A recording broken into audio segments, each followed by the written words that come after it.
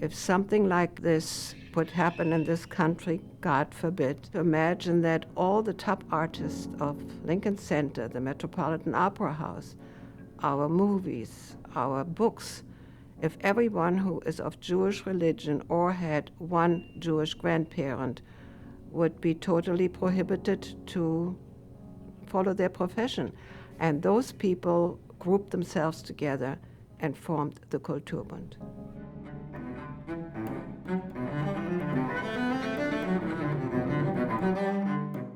It was a refuge for the Jews, both the performers as well as the listeners.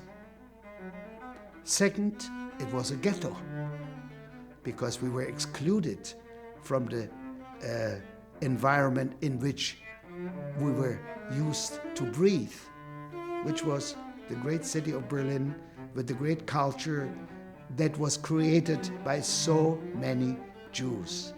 And thirdly, it was an instrument of propaganda for the Nazis.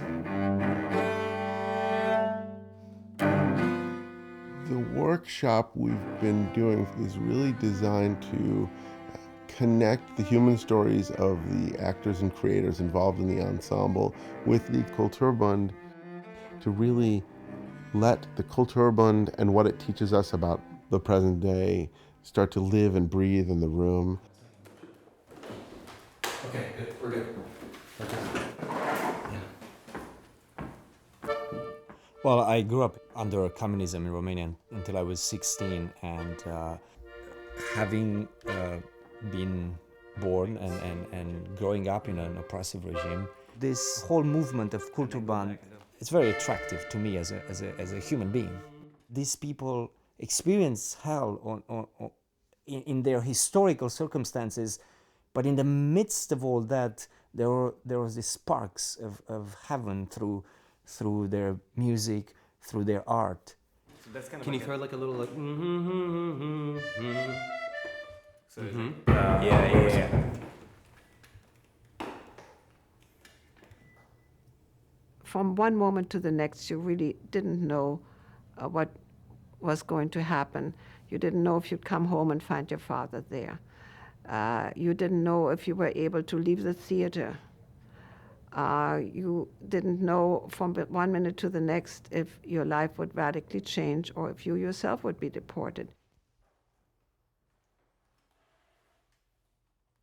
Having been born in Iran, having had friends, having had family that has been persecuted, hearing what happened to my grandfather, hearing what happened to my uncles, really gives me a place to jump off from.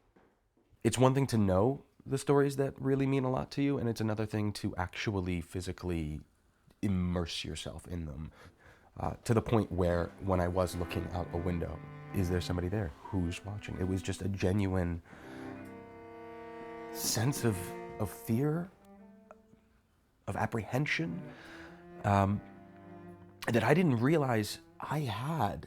We tend to take the era of 1930s Germany, Nazi Germany, and put it in a box and say this was the special awful time we lived through and isolate it in some way. But things like that are happening all over the world now. We have artists in China and Pakistan and Belarus and Russia living in oppressive circumstances. I'm sorry. One day you told me when you were playing, and you were showing me how to play the one tune, and you put my hands on the keys, and I kept getting it wrong, and it kept sounding ugly. And you said you have to play through the ugliness, because in there's beauty. I think sometimes I forget, and I think that art is something that you can live without, but you don't need.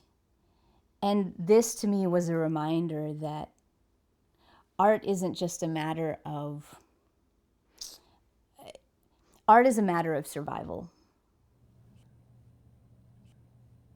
When I sat down in the dressing room, looked into the mirror, took the makeup and put it on my face, with that I also became a performer and a different person. And for the time on stage, it was a blissful time. Right, I'm the tyrant and you're the oppressed. Okay. Stop. No.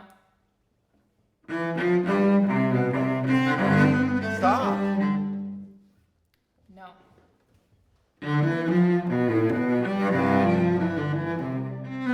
Stop. Stop. Stop. Stop. Stop. No. Stop. No. Stop.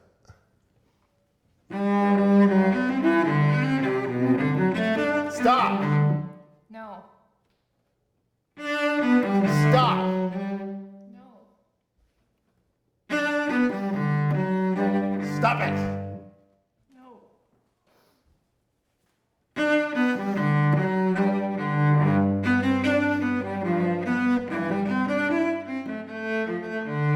Stop.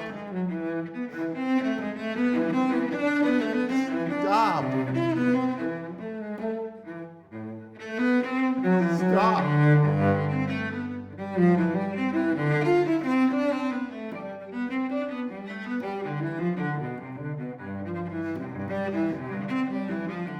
It is amazing what humans are willing to do in order to maintain something about their humanity. No, you can starve me, you can try to kill me, you can take me away, but you cannot take my heart. You can't take what's inside me. You can't take my art. The orchestra was founded, and we continued to give concerts and to play. And in retrospect today, I think it cannot be emphasized enough. This was a beginning of resistance.